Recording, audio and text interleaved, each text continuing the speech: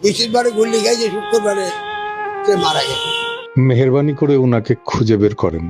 ওনার সম্পূর্ণ দায়িত্ব নেওয়ার তৌফিক যেন খোদা তাআলা আমারে দেন।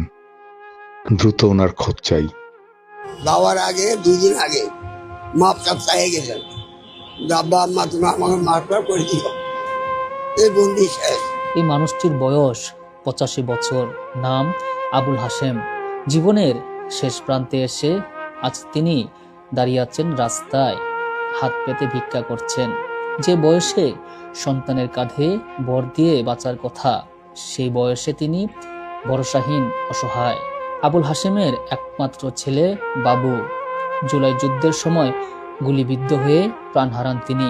সন্তানের মৃত্যুর সেই শোক আজও বহন করে চলেছেন এই বৃদ্ধ বাবা।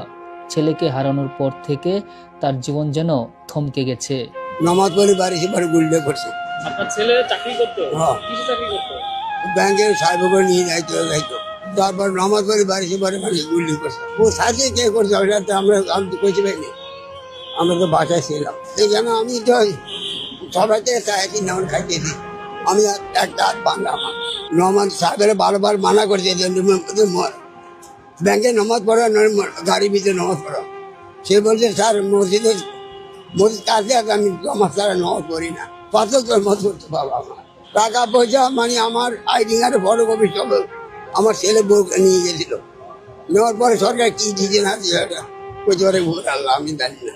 সংসার আমার ওই ছোটো ছেলের বউ আছে আর ছোটো ছেলেরা আছে আর আমি আছি। আর যে ছেলে মারা গেছে তার একটা নাতি বিয়ে দিয়ে গেছেন, আর একটা নাতি আছে আর একটা নাতি আছে।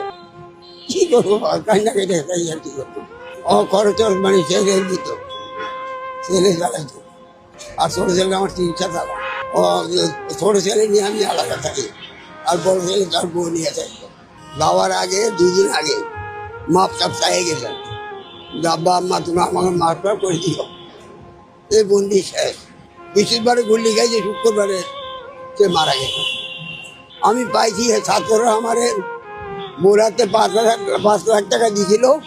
দেওয়ার পরে বোরের 3.5 লাখ টাকা দিয়েছে, আমার 1.5 লাখ টাকা দিয়েছে। এই বন্দি এই বই পেয়েছি, আর পাইনি। আর ওই বউ পাইছে, সব কিছু যা পাইছে বউ পাইছে। আমার আইডি কার্ড ফটোগুলি যে সবের নিচে মানে তারা কিছু পাইছে। আমি ওগুলো দাবি করি না, তবু তারা সুখে থাকুক। আমার নাইনা তুমি সুখে থাকুক, আর কিছু চাই না।